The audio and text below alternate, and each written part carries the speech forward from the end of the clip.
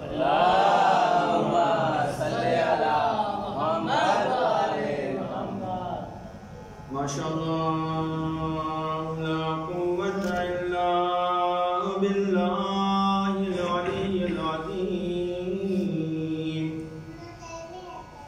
أعوذ بالله من الشيطان الرجيم. بسم الله الرحمن الرحيم. الحمد لله رب العالمين.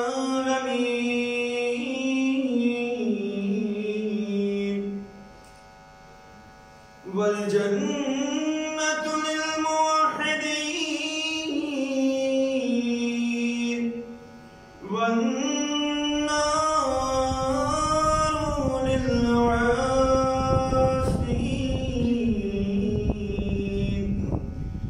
والصلاة والسلام على أشرف الأنبياء والمرسلين وخاتم النبيين ومولانا مولى الثقلين جد الحسن والحسين أبي القاسم محمد. اللهم صل على محمد وآل محمد. ولعنة الله على أعدائهم أجمعين.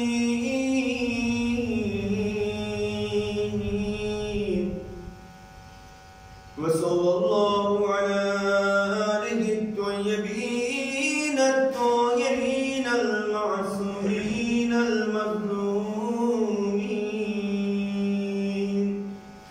أما بعد، بسم الله الرحمن الرحيم. رب اشرح لي صدري ويسر لي أمري واحلل عقدة من لساني يفقه قولي. وقال الله تعالى الحكيم في القرآن الكريم. بسم الله الرحمن الرحيم. لقد كان لكم في رسول الله أسوة حسنة لمن كان يرجو الله واليوم الآخر وذكر الله كثيرا. صلى اللهم صل على محمد وآل محمد. ارباب دانش معزز سامعین کرام، میں نے اس آیہ مبارکہ کو اس عشر مجالس کے لیے سرنامہ سخن قرار دیا ہے. اسی آیہ مبارکہ کے ذیل میں بعنوان معراج اخلاق گفتگو کرتے ہوئے آج یہ ہماری 7ویں مجلس ہے. الحمدللہ اللہ کا لاکھ لاکھ احسان ہے، شکر ہے کہ خداوند عالم نے جس پیغام کو اس آیہ مبارکہ میں پیش کیا ہے اور بنی نوع انسانیت کے لیے نمونہ قرار دیا ہے، وہ ذات گرامی پیغمبر اسلام اپنی مرتبہ حضرت محمد مصطفیٰ صلی اللہم صلی علی محمد وآل محمد کی ذات گرامی ہے، آپ کی حیات طیبہ ہے، جس کو خداوند عالم نے اسوہ حسنہ قرار دیا ہے، اسوہ قرار دیا ہے، بہترین نمونہ قرار دیا ہے، آپ کی پوری حیات طیبہ کو آئیڈیل قرار دیا ہے کہ اگر اپنی زندگی کو ان کی طرز پر گزارو، ان کی طرح سے گزارو، تمہاری دین و دنیا دونوں میں کامیابی حاصل ہوگی۔ نہ ان سے بڑھ کر کسی کی حیات ہے، نہ ہی ان سے بہتر کسی کی حیات ہے، نہ ہی ان سے بڑھ کر کسی کا اخلاق ہے، کیونکہ پیغمبر نے خود فرمایا کہ میں مبعوث برسالت نہیں کیا گیا مگر اس کے لیے سوائے اس کے کہ مکارم اخلاق کو پایۂ تکمیل تک پہنچاؤں۔ بڑی توجہ چاہتا ہوں، مکارم اخلاق کو پایۂ تکمیل تک پہنچانے کے لیے پیغمبر اسلام کو پروردگار عالم نے مبعوث برسالت کیا، اور پیغمبر اسلام کی حیات طیبہ ہے جس کو جس پہلو سے آپ دیکھیں اس میں ہمارے لیے نمونہ عمل، لیکن قرآن مجید نے شرط لگائی کہ یہ پیغمبر کی حیات، یہ پیغمبر کی زندگی یقیناً نمونہ عمل ہے، یقیناً تمہارے لیے آئیڈیل ہے، لیکن کس کے لیے آئیڈیل ہے؟ لمن کان یرجو اللہ والیوم الآخر، جو لوگ اللہ پر ایمان رکھتے ہیں ان کے لیے آئیڈیل ہے، اور جو قیامت پر یقین رکھتے ہیں، ایمان رکھتے ہیں، ان کے لیے اور رسول کی حیات طیبہ آئیڈیل ہے۔ اور کس کے لیے؟ تیسرا گروہ ارشاد فرمایا وَذَكَرَ اللَّهَ كَثِيرًا، اور جو اللہ کا کثرت سے ذکر کرتے ہوں۔ توجہ چاہتا ہوں، تو پتا چلا اگر اللہ کے ذکر سے کسی کی حیات خالی ہے، یا کوئی اللہ کا ذکر اگر نہیں کر رہا ہے، یہاں ذکر کرنے کی بات نہیں ہے، ذکر کثیر کرنے کی بات ہے، جو زیادہ ذکر کرتا ہوگا اس کے لیے رسول کی زندگی میں نمونہ عمل قرار پائے گا، اور اس کے لیے رسول کی حیات طیبہ آئیڈیل قرار پائے گی۔ لیکن اگر کوئی کم ذکر کر رہا ہے تو اس کے لیے اب حیات طیبہ میں آئیڈیل نہیں ہے، اس کے لیے نمونہ عمل نہیں ہے۔ اگر با ایمان نہیں ہے تو رسول کی زندگی اس کے لیے آئیڈیل نہیں ہے۔ اگر قیامت پر ایمان نہیں رکھتا ہے تو اس کے لیے رسول کی سیرت اور رسول کی حیات طیبہ آئیڈیل نہیں ہو سکتی۔ تو پتہ چلا رسول کی زندگی صرف اور صرف ان کے لیے آئیڈیل ہو سکتی ہے، ان کے لیے نمونہ عمل ہو سکتی ہے کہ جو با ایمان ہے، قیامت پر بھی ایمان رکھتے ہیں، خدا پر بھی ایمان رکھتے ہیں، اور اللہ کا کثرت سے ذکر کرتے ہیں، اور کثرت کی نوبت یہ آتی ہے کہ صبح ہو تو بھی خدا کا ذکر ہے، ظہر ہو تو بھی خدا کا ذکر ہے، عصر ہو تو بھی خدا کا ذکر ہے، مغرب ہو تو بھی خدا کا ذکر ہے، عشاء ہو تو بھی خدا کا ذکر ہو، رات ہو جائے تو بھی خدا کا ذکر ہو۔ وہ جاگتے ہیں تو خدا کا ذکر ہوتا ہے، سو جاتے ہیں تو بھی خدا کا ذکر ہوتا ہے۔ صلوات پڑھے محمد وآلہ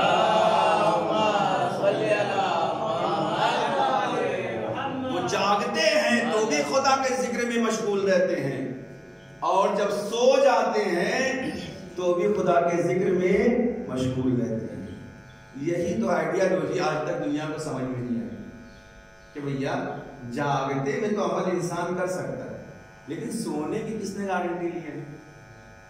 سونے کے عالم میں، خواب کے عالم میں، جس میں انسان نیم مردہ ہوتا ہے، توجہ چاہتا ہوں، جس میں انسان نیم مردہ ہوتا ہے اور اس کو سوچنے سمجھنے کی صلاحیت نہیں ہوتی ہے، زبان پر اس کا کنٹرول نہیں ہوتا ہے، دل و دماغ پر اس کا کنٹرول و اختیار نہیں ہوتا ہے۔ چلے یہ آئیڈیالوجی آپ کی تو سمجھ میں آتی ہے کہ وہ جاگتے میں اللہ کا ذکر کرتے ہیں، توجہ چاہتا ہوں، لیکن یہ سونے والی آئیڈیالوجی، یہ کون سی آپ نے تھیوری پیش کیا ہے؟ یہ کون سی آئیڈیالوجی ہے کہ سونے کے عالم میں بھی، خواب کی حالت میں بھی ذکر کرتے ہیں؟ ہم نے کہا بھیا یہ تھیوری اسلام کے علاوہ کسی اور مذہب میں نہیں ہے، کیونکہ لوگ سونے کے بعد مردہ ہو جاتے ہیں، لیکن ہمارے اسلام میں جب لوگ سوتے ہیں تو اس وقت عبادت اور زیادہ کیا کرتے ہیں۔ صلوات پڑھیں محمد و آل محمد۔ کہا وہ کیسے؟ سمجھ میں نہیں آ رہا۔ ہم نے کہا تمہاری سمجھ میں نہیں آ سکتا ہے جب تک خدا پر ایمان نہ ہو، آخرت پر ایمان نہ ہو، اس کی قدرت کاملہ پر ایمان نہ ہو، اس وقت تک ذکر الہی کی آئیڈیالوجی سمجھ میں نہیں آ سکتی ہے۔ پیغمبر نے حدیث فرمایا، معصومین نے حدیث فرمایا، آپ فرماتے ہیں کہ اگر کوئی شخص رات میں سونے سے پہلے وضو کر کے سوتا ہے تو اس کی ساری رات عبادت میں گزر ہوتی ہے۔ ظاہراً وہ سوتا ہے اور فرشتے ہوتے ہیں جو اس کی طرف سے عبادت کرتے ہیں۔ کوئی تسبیح پڑھتا ہے، کوئی کلمہ پڑھتا ہے، کوئی سبحان اللہ پڑھتا ہے، کوئی ذکر الہی کرتا ہے۔ یہ سب ذکر ہوتا کیا ہے؟ آواز دی معصوم نے، یہ ذکر اس کے کھاتے میں جاتا ہے کہ جو باوضو سوتا ہے، لہذا جو باوضو سونے والا ہے اس کی رات بھی عبادت میں گزر ہوتی ہے، دن تو عبادت میں جاتا ہی ہے۔ صلوات پڑھے محمد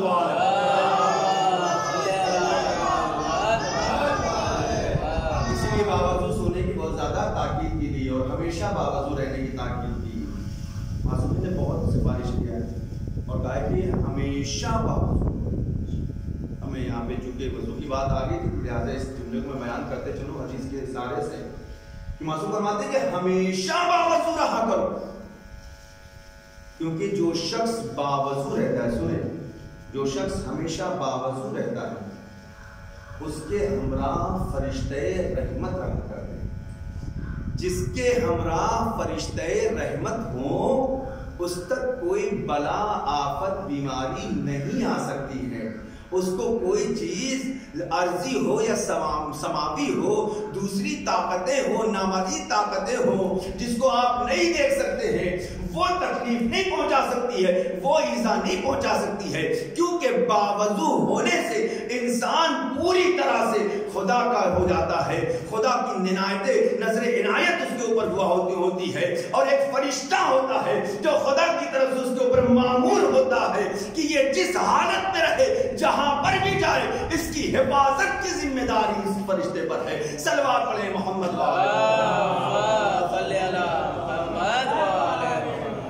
برائیوں سے بچنے کا سب سے بہترین علاج یہ کہ انسان باوضو رہے خود بخود برائیوں سے، اور ظاہر سی بات ہے جب باوضو رہے گا تو سب سے بڑا دشمن جو ہمارا کھلا ہوا دشمن، سب سے بڑا دشمن کون ہے؟ کھلا ہوا دشمن، علل اعلان اس نے کہا کہ میں تمہارا دشمن شیطان۔ اس سے بڑا کوئی دشمن ہے؟ اس سے بڑا کوئی دشمن نہیں ہے۔ ساری دشمنیاں اسی کے وجود سے جنم لیتی ہیں۔ سب سے بڑا دشمن ہمارا مسجد میں جاتے ہوئے قدم کو روکنے والا یہی شیطان۔ فرش عزا پر آ رہے تھے، دو چار لوگ راستے میں مل گئے، بات میں لگ گئے اور فرش عزا کی طاقت اور اس کی محنت سے محروم ہو گئے، اس کے ثواب سے محروم ہو گئے۔ کس نے روک لیا؟ شیطان نے روک لیا۔ میں دعوے سے کہتا ہوں آپ گھر سے نکلیے، باوضو ہو کر نکلیے، پھر فرش عزا پر اگر آنے سے کوئی طاقت روکے تو پھر مجھے کہیے۔ صلوات پڑھیں محمد وآل محمد۔ بھائی فرشتہ چاہتا ہے کہ آپ عبادت میں مشغول رہیں ہر دم۔ شیطان تو نہیں چاہے گا کہ ہر وقت آپ عبادت میں مشغول ہیں۔ شیطان تو یہ چاہے گا کہ کون سا ایسا موقع ملے کہ اس کے ایمان کو ہی ختم کر دیا جائے، بے ایمان کر دیا جائے، بے دین کر دیا جائے۔ وہ ہر وقت موقع کی تلاش میں رہتا ہے۔ اچھا یاد رکھیں آیت اللہ بہجت رحمۃ اللہ علیہ،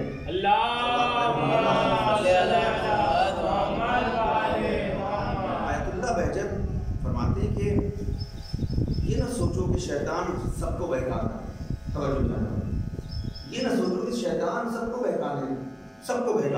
کچھ لوگ تو بہکے ہی ہوئے، ان کو بہکانے کی ضرورت نہیں ہے، ان کو شیطان کی ضرورت نہیں ہے، تو خود ہی شیطان بن چکے۔ شیطان آتا کس کے پاس ہے؟ شیطان ان کے پاس آتا ہے کہ جو نیک اعمال بجا لاتے ہیں، توجہ، نیک اعمال بجا لاتے ہیں، اچھے کاموں کی طرف قدم اٹھاتے ہیں۔ عبادت کا ارادہ جس کے دل میں ہوتا ہے وہ عبادت کو انجام دینا چاہتا ہے، بڑی توجہ چاہتا ہوں، بڑی عبادت کو انجام دینا چاہتے ہیں۔ شیطان کا حربہ اور حملہ اس کے اوپر ہوتا ہے کہ جو قوی ہوتا ہے اپنے دل سے، مضبوط ہوتا ہے کہ نماز مجھے پڑھنا ہی پڑھنا ہے، میری نماز نہیں چھوٹی۔ توجہ چاہتا ہوں، شیطان کا حملہ اس پر ہوتا ہے کہ جس کا مصمم ارادہ ہوتا ہے کہ وہ نماز نہیں چھوڑے گا، نماز پڑھے گا۔ شیطان کا حملہ اس پر ہوتا ہے کہ جو مجلس اعظم میں آنا چاہتا ہے، عبادت کو انجام دینا چاہتا ہے، اس پر حملہ نہیں ہوتا ہے کہ جو گھر میں سوئے ہوا ہے اس کو تو سو ہی رہا ہے، جو نماز روزانہ قضا کر رہا ہے، نہیں چھوڑ دے رہا ہے، نہیں پڑھ رہا ہے نماز، اس پر کیا حملہ کرے گا شیطان؟ وہ تو ہائی ہے، اس کے تحت کنٹرول۔ شیطان اس کے قریب آتا ہے کہ جو باصفت ہوتے ہیں۔ یہیں پر رک کر وہ جملہ فرماتے ہیں، کہتے تلاش کرو کہ ایسا تو نہیں کہ تمہارا دل شیطان ہو چکا ہو اور تمہارے اوپر ہماری بھی باتیں اثر انداز نہیں ہو رہی۔ صلوات پڑھے محمد وآل محمد۔ بہت ہی بامعرفت عالم دین، جو لوگ جانتے ہیں ان کے بارے میں جانتے ہیں، ہم نے تو ان سے درس بھی پڑھا، ہمارے اساتذہ استادوں میں سے تھے، اور شرف حاصل ہوا کہ ہم نے انہیں کاندھا بھی دیا انتقال کے بعد۔ بہترین عالم دین، بامعرفت عالم دین، آیت اللہ حضرت آپ فرماتے ہیں سب سے بہترین اخلاق یہ ہے کہ انسان اپنے وجود سے گناہوں کو دور کر دے، اور جب گناہوں کے قریب نہیں جائے گا تو اس کے اندر تمام تر اچھی صفات آنا شروع ہو جائیں گے، وہ خود بخود اچھائیوں کے قریب جاتا نظر آئے گا، وہ خود بخود نزدیک ہوتا چلا جائے گا، اس کو اب برائیاں نہیں روکیں گی، اس کو اچھائیاں بڑھائیں گی۔ لیکن تم نے اگر اپنے دل کو برائیوں سے گناہوں سے آلودہ کر لیا ہے تو لاکھ تم اچھائیاں انجام دینا چاہو گے، پھر بھی تمہارا قدم برائیوں کی طرف چلا جائے گا۔ ٹھیک ہے تم مدد کرنا چاہتے ہو، ایک نیک عمل ہے، لیکن تمہارے دل میں یہ خواہش ہوگی کہ میرا نام و نمود بھی ہو جائے، لوگ میرا چہرہ بھی پہچان لیں، لوگ یہ جان جائیں کہ یہ 1000 دینے والا فلاں شخص ہے، یہ کمبل بانٹنے والا فلاں شخص ہے، یہ چاول بانٹنے والا فلاں شخص ہے۔ کہ تم نماز کی طرف پڑھو گے، مسجد میں بھی جاؤ، بڑی توجہ چاہتا ہوں قیمتی جملہ، مسجد میں بھی جاؤ گے اور مسجد میں جانے کے بعد نماز میں بھی کھڑے ہو جاؤ گے، لیکن تمہاری توجہ اس طرف نہیں ہوگی کہ تم خدا کے لیے نماز پڑھ رہے ہو۔ اب جب تمہارے اندر گناہ ہوگا، گناہوں سے دل ملوث ہوگا، ظاہری طور پر تو نماز پڑھ رہے ہوگے، سجدے میں سر رکھ رہے ہوگے، سجدے خالق کے لیے آمادہ ہوگے، مصلی عبادت پہ کھڑے ہوگے، ظاہری طور پر عبادت کر رہے ہوگے، اور تمہارا دل خدا کی طرف نہیں ہوگا۔ تمہیں یہ آرزو ہوگی، تمہاری یہ خواہش ہوگی کہ کاش کوئی دیکھ رہا ہو، وہ میری نماز کی تعریف کر رہا ہو کہ کتنا اچھا رکوع کر رہا ہے، کتنی اچھی قیام کر رہا ہے،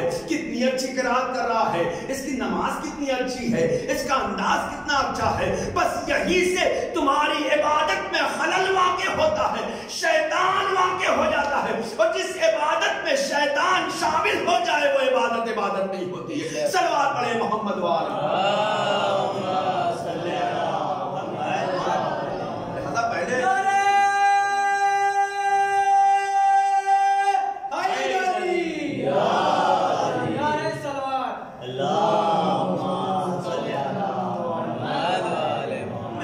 ساتھ میں سب لوگ صلوات پڑھیں۔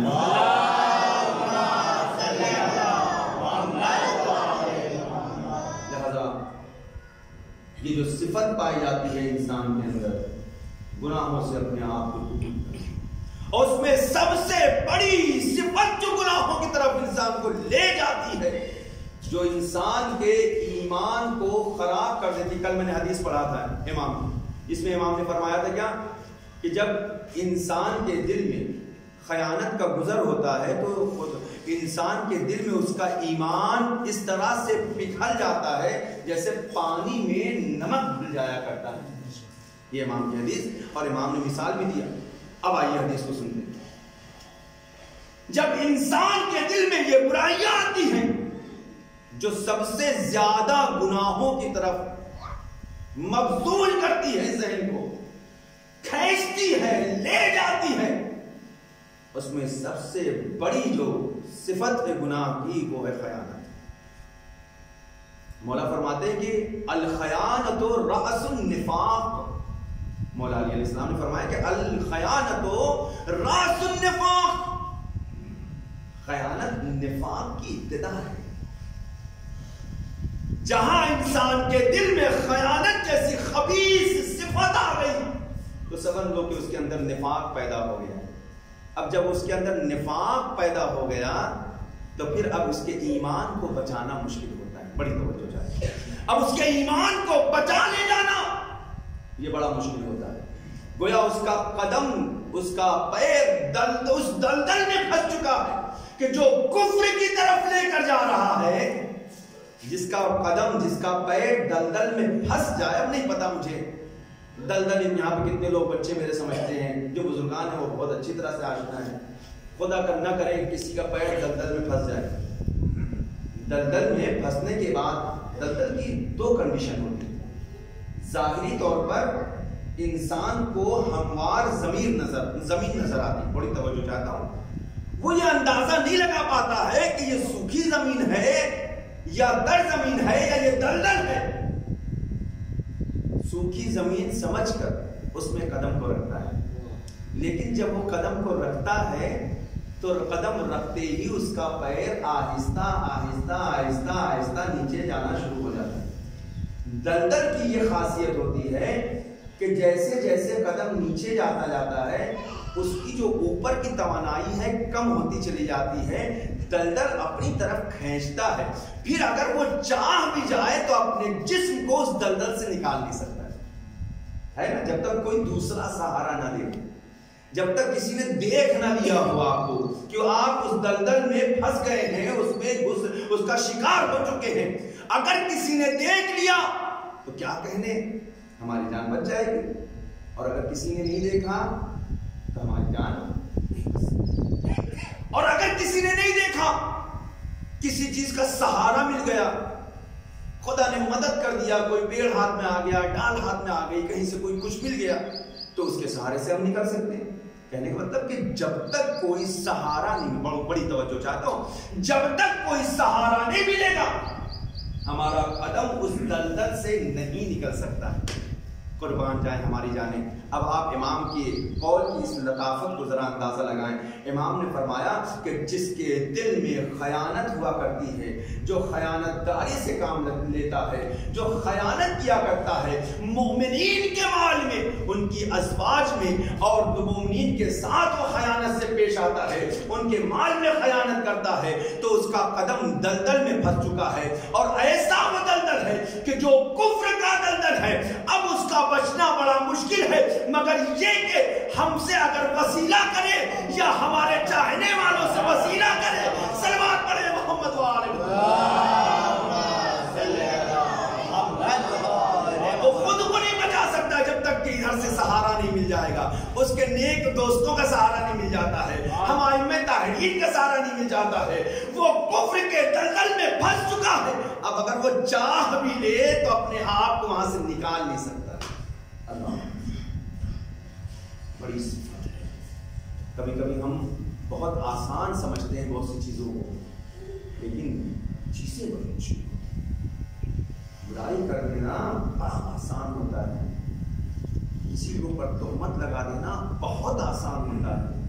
اس سے آسان تو کوئی کام نہیں. یہ زبان کچھ بھی کہتے ہیں آپ. خیانت کرنا، مولا علی فرماتے ہیں کہ اس کا دین نہیں ہے کہ جو اپنے مومن بھائی کے مال میں اور اس کی اولاد میں اور اس کی ازواج میں یا اس کے عورتوں میں خیانت سے کام لے. ایک شخص جب آپ کی خدمت میں آ رہا ہے، صلوات آنے بعد فرماتے تھے مولا ایک شخص نے، ذرا اہمیت کو سمجھیں، امام بھی چاہنے والے ہیں نا، اسی لیے میں حدیثیں سناتا ہوں آپ کو. شاید کوئی حدیث ہمارے دل میں گھر کر جائے، یہی ہماری بخشش کے لیے یہ سارا ہو، یہ ہمارے لیے کافی. ایک حدیث کی اگر معصوم کی ہمارے سینے میں محفوظ رہ جائے تو یہی ہماری بخشش کے لیے کافی. کیونکہ حدیث رسول میں نے ایک دن اشارہ کیا تھا، نورانی کلام ہے، وہ نور ہے جس کے لیے معصوم نے فرمایا جس دل میں ہمارا کلام موجود ہوگا اس پر عذاب خدا نازل نہیں ہو سکتا ہے. صلوات پڑھیں محمد معصومین کی سیرت رہی ہے، علماء کی سیرت رہی ہے. اب یہاں پہ چھوٹے بیان کرتا چلو، عادت سے مجبور ہوں کیا کروں کہ معصومین نے فرمایا اور خاص طور سے علماء نے فرمایا کہ اپنے بچوں کو چھوٹی چھوٹی حدیثیں، 2 لفظ والی، 3 لفظ والی، 3 ورڈز کی، 4 ورڈز کی چھوٹی چھوٹی حدیثیں یاد کراؤ. نام کے ساتھ جس دل میں ہمارا کلام موجود ہوگا تو یاد رکھنا اس پر عذاب نہیں ہوگا، اور جس گھر میں ہمارا کلام موجود ہوگا اس میں خدا کی برکتیں نازل ہوتی ہیں، اس میں زحمتیں نہیں ہو سکتی ہیں۔ صلوات پڑھیں محمد و آل محمد۔ اور یہ آخری حدیث، اس کے بعد آپ کی زحمت تمام۔ امام کی خدمت میں آتا ہے، چھٹے امام سے فرماتا ہے کہ مولا ایک شخص ہے جس نے مجھ سے کبھی قرض لیا تھا، وہ میرا قرض نہیں دے رہا، کئی سال ہو گئے وہ میرا قرض نہیں دے رہا، کئی سال بیت چکے ہیں۔ اتفاق سے اس نے کچھ مال مجھے دیا ہے رکھنے کے لیے، توجہ سے امانت کے طور پہ دیا ہے۔ وہ کہیں جا رہا تھا تو اس کو یاد نہیں تھا کہ اس نے قرض ورض لیا تھا، وہ بھول گیا، دینا بھی نہیں چاہ رہا تھا میرا قرض، لیکن اتفاق سے اس نے اپنا کچھ مال میرے پاس رکھ دیا ہے کہ میں جب واپس آؤں گا تو مجھے یہ مال مجھے واپس کر دیں۔ کیا مولا میں اپنا وہ حصہ جو میں نے اس کو قرض دیا تھا اور جو یہ کئی سال سے نہیں دے رہا ہے، اس کے مال میں سے لے سکتا ہوں؟ لے سکتا ہوں کہ اچھا موقع ہے، اتنے سال سے اس کے دروازے پہ جاتے جاتے جوتے گھس گئے، کئی مرتبہ تقاضا کیا اس سے، دے ہی نہیں کیا، دینے کو تیار ہی نہیں، ہضم کر لیا پورا کا پورا مال، اس کو تب یاد بھی نہیں رہ گیا کہ اس نے مجھ سے قرض لیا تھا۔ بتائیے مولا کیا کروں؟ اب تو موقع ہے میرے ہاتھ میں، بڑا اچھا موقع ہے، سنہرا موقع ہے، اس سے اچھا موقع کیا ملے گا؟ اچھی خاصی تعداد میں رقم اس نے دیا ہے کہ یہ تم اس میں سے لے لو اور باقی جو بچے اس کو واپس کر دوں گا جب آئے۔ امام یہ تم کیا کر رہے؟ اس نے تم سے قرض کے عنوان سے لیا تھا، پوری توجہ، اس نے تم سے قرض کے عنوان سے لیا تھا، تم نے جب قرض اس کو دیا تو خداوند عالم نے اس کا اجر تمہیں عطا کر دیا۔ اب وہ تمہارا قرض واپس کرے یا واپس نہ کرے، خدا کے نزدیک جو تمہیں اجر و ثواب ملنا تھا وہ مل چکا ہے، لیکن جو اس نے تمہارے پاس اپنا مال رکھایا ہے یہ بطور امانت ہے، اس میں خیانت کرنا صحیح نہیں ہے، کیونکہ خیانت مومن کا پیشہ نہیں ہے، مومن کی علامت نہیں ہے، خیانت منافق اور کافر کی علامت ہے۔ صلوات پڑھے محمد کے مال میں خیانت نہیں کر سکتے ہو، بالکل ویسے ہی جیسے اس نے دیا تھا ویسے واپس کرو۔ اللہ بس میں آپ کو بڑی عظمت ہے، انسان اپنے اخلاق کو معراج پر لے جا سکتا ہے اگر ان سعادتوں کو حاصل کرے، ان تمام چیزوں کو دور رکھے کہ جو اخلاق حسنہ سے ہمیں دور کرتی ہیں، اور ان تمام چیزوں کو اپنا لے جو ہمیں معراج کی بلندیوں پر لے کر جاتی ہیں، تو یقیناً ہماری زندگی کامیاب رہے گی، یہاں بھی کامیابی ہے وہاں بھی۔ بس میں نے آپ کی ذکر تمام کیا، ساتھ محرم آگے، پہلی محرم، دوسری محرم، تیسری محرم گزر، دیکھتے دیکھتے 7 محرم۔ جانتے ہیں زرابر کربلا میں کیسے خیانت کار لوگ تھے، ایسے ایسے خیانت کار تھے کہ زندگی ہر امام انہیں سیراب کرتے رہے، لیکن وہی لوگ جنہیں امام سیراب کرتے رہے، پانی پلاتے رہے، خود بھوکے رہتے تھے امام انہیں کھانا کھلاتے تھے، خود پیاسے رہ جاتے تھے امام انہیں پانی پلاتے تھے، لیکن ہاں کیسے خیانت کار تھے، کیسی خیانت کیا آل رسول کے ساتھ۔ آج 7 محرم سے ہی اہل بیت اطہار پر پانی بند کر دیا گیا۔ ذرا تم نے یہ تو سوچا ہوتا کہ حسین کے خیمے میں سے بڑے اور بزرگ نہیں ہیں، ہم چھوٹے چھوٹے بچے بھی ہیں۔ ذرا عرب کی گرمی کا اندازہ لگائے، ذرا عراق کی گرمی کا اندازہ لگائے۔ خدا آپ سب کو حسین کی زیارت نصیب فرمائے، آپ سب کربلا جائے، عراق جائے، ذرا گرمی کے زمانے میں جا کر دیکھے کہ کتنی گرمی ہوتی ہے۔ یقیناً جو روایتوں میں ملتا ہے نا کہ اتنی گرمی کہ اس گرمی میں اگر لاوے کو، دانے کو زمین پر ڈال دیا جائے تو وہ بھن جایا کرتا تھا، لاوا بن جایا کرتا تھا۔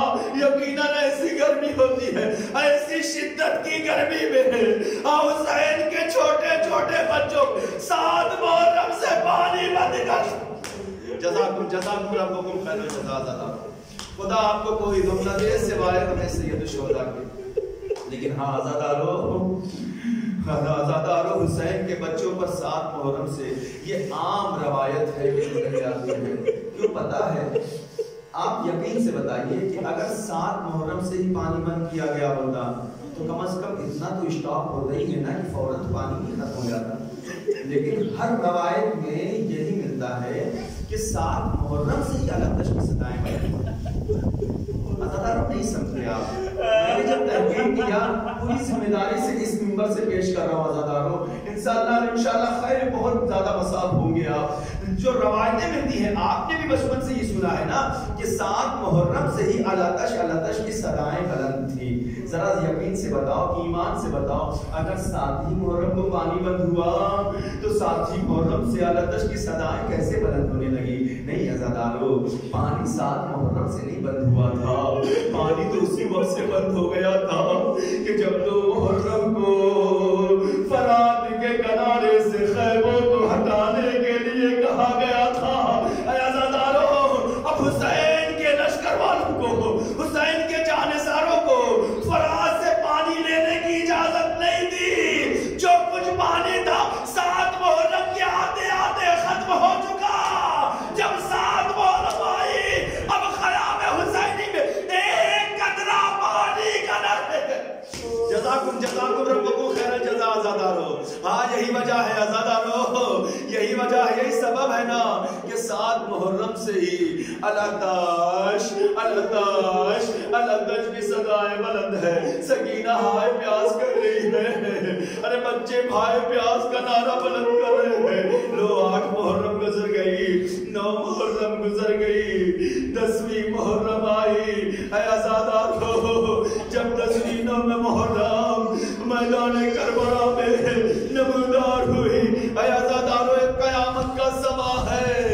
بہت سے بچے ہیں کہ نیند بے ہوشی کے عالم میں ہے، بہت سے بچے ایسے ہیں اب بولنے کی طاقت نہیں ہے، اب اشارے سے کام چل رہا ہے۔ اے عزادارو سمجھے، یہی وجہ ہے کہ جب عباس علمدار کو مشکیزہ ملا ہے نا تو صرف سکینہ دوڑتی ہوئی آئی، بچوں کی آواز نہیں آ رہی تھی، ہر بچہ اشارے سے کہہ رہا تھا ہائے پیاس، اب بولنے کی طاقت نہ رہ گئی۔ ہائے جزاکم ربکم خیر الجزا۔ اے عزادارو، یہی وجہ ہے نا کہ سکینہ نے کہا اے چچا پانی کی سبیل کر دیجئے، یہ بچے جاملم ہیں، یہ بچے پیاس سے مر جائیں گے۔ لیکن عزادارو ذرا کوئی عباس کی پیاس کا اندازہ لگائے، نہ جانے کتنی لاشوں کو میدان سے اٹھا کر لائے ہیں۔ ذرا کوئی حسین کی جگر سے پوچھے کہ صبح سے لاشوں پہ لاشیں اٹھا رہے ہیں، کوئی علی اکبر کے جگر سے پوچھے، کوئی قاسم کے جگر سے پوچھے عزادارو جس کا سن 13 برس کا ہے۔ اے عزادارو قاسم 13 برس کا، ارے حسن کا یتیم حسن کا سے فروا کی نشانی کا سے۔ اے عزادارو پیاس سے جاملم ہے، ہاں پیاس کا یہ عالم ہے، ہوئے اور آپس میں چپکے ہوئے ہیں، پھر بھی اپنے چچا کی خدمت میں اے چچا جان مرنے کی اجازت دے دو۔ بس عزادارو مسائل تو میں پڑھ چکا، لیکن ہاں ایک جملہ ضرور ہے، ہاں اور آپ سے دعاؤں کی التماس ہے۔ جب قاسم نے میدان وقا میں جانے کی اجازت مانگی نا، روایتیں آپ سن چکے، رات کی مجلس میں مسائل سنا آپ نے، ہاں بڑی مشکل سے قاسم کو اجازت ملی۔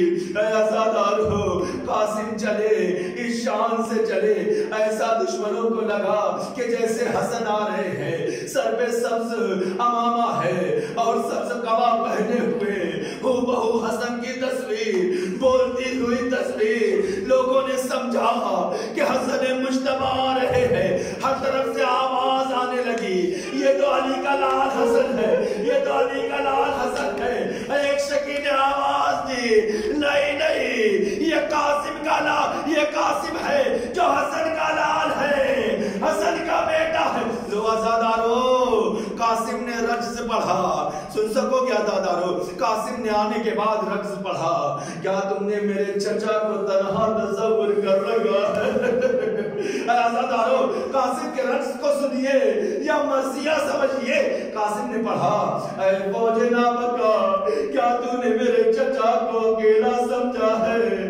کیا تم نہیں پہچانتے کہ میں حسن کا لال ہوں؟ ارے علی کا لہو میرے خون میں شامل ہے۔ اے فوج نابکار، اگر یہ حسن کی تلوار چلی تو تم میں سے ایک بھی نہ بچے گا۔ کیا یہ سبز قبا کو تم نے نہیں پہچانا؟ یہ میرے بابا کی قبا ہے۔ کیا اس امامے کو نہ پہچانا؟ یہ وہی امامہ ہے جس کو میرے بابا پہنتے تھے، یہ وہی امامہ ہے جس کو میرے نانا نے پہنا تھا۔ ارے تم نے میرے نانا کے امامے کو بھی نہ پہچانا۔ اے عزادارو، ابھی قاسم کا رجز تمام ہوا تھا، ادھر حملہ شروع ہو گیا، قاسم نے دفاعی حملہ کرنا شروع کیا۔ اے عزادارو، اسی اسنا میں ایک مرتبہ قاسم کا تسمہ کھلا، قاسم نے اسے بہانا چاہا، ایک شکی نے موقع کو غنیمت جانا، ارے آگے بڑھ کر قرص سے وار کیا، قاسم زمین کی طرف ہے، آواز دی، اے میرے چچا بچا لو۔ جزاکم اللہ جزا عزادارو، ہاں عزادارو، بس وہ جملہ پڑھ دوں کہ جو ذاکرین پڑھتے ہیں۔ اب نہیں پتا قاسم کے ساتھ کیا ہوا، لیکن ہاں اتنا ضرور ہے، جب حسین میدان کارزار میں پہنچے، گرد و غبار چھٹ گئی نا، بڑے آہستہ سے پڑھوں گا عزادارو، لیکن تصور شرط ہے، جب گرد و غبار چھٹ گئی نا، جب گرد و غبار کے بادل دور ہو گئے، ایک مرتبہ حسین نے آواز دی، اے میرے لال قاسم کہاں ہو؟ کچھ تو آواز دو، ارے تمہارا جسم دکھائی نہیں دیتا۔ اے عزادارو، کوئی جواب نہ آیا، ذاکرین بولتے ہیں کوئی جواب نہ آیا۔ حسین نے فرات کی طرف رخ کیا، شاید سوچا حسین نے قاسم فرات کی طرف بڑھ گئے ہو، آواز دی، میرے بیٹا قاسم، ارے آواز تو دو، تمہارا چچا بلا رہا ہے۔ کوئی آواز نہ آئی، کسی کوئی آواز نہ آئی۔ ایک مرتبہ نشیب کی طرف نگاہ کو دوڑایا، اے میرے لال قاسم، کیا تم نشیب کی طرف ہو؟ کوئی آواز نہ آئی۔ جب قاسم کہیں نہ ملے نا عزادارو، ایک مرتبہ حسین ایک ٹیلے پر کھڑے ہوئے، آواز دیتے ہیں، اے قاسم، ارے تمہیں تیرا امام بلا رہا ہے، تم آواز نہیں دیتے ہو۔ ارے عزادارو، اس آواز کا سننا تھا، قاسم کے بدن کے ٹکڑے ہواؤں میں بلند ہوئے، ہر بدن کے ٹکڑے سے لبیک یا امام کی آواز آ رہی تھی۔ اے میرے چچا، اب قاسم نہ رہا، اس کا بدن ٹکڑوں میں تقسیم ہو گیا۔ وَإِنَّا إِلَيْهِ رَاجِعُونَ۔ رضم بقضائه وتسليما لأمر يا الله يا الله يا الله يا حميد يا وحود بحق محمد يا أعلى بحق علي يا فاطمة بحق فاطمة يا محسن بحق الحسن يا قديم الإحسان بحق حسين الأتشار وبحق الأئمة التسعة الطاهرين من ذرية الحسين عليهم الصلاة والسلام یا اللہ بحق چہردہ معصومین علیہ السلام ہماری اس نیک عبادت کو قبول فرما۔ اے میرے اللہ، ہمیں جو بھی بیمار ہونے شفائے کامل و عاجل عنایت فرما، ہماری اس مجلس سے آزاد ہو، نوح اللہ خانی کو، اے میرے خدا عزاداری مجالس سے آزاد کو امام وقت کی خدمت میں بہترین ہدیہ اور بہترین پرسہ قرار دے۔ اے میرے خدا جو مقروض ان کے قرضوں کو ادا فرما، دنیا یا عالم انسانیت سے اس مرض، اس وبا، اس بلا، اس بیماری کو دور فرما۔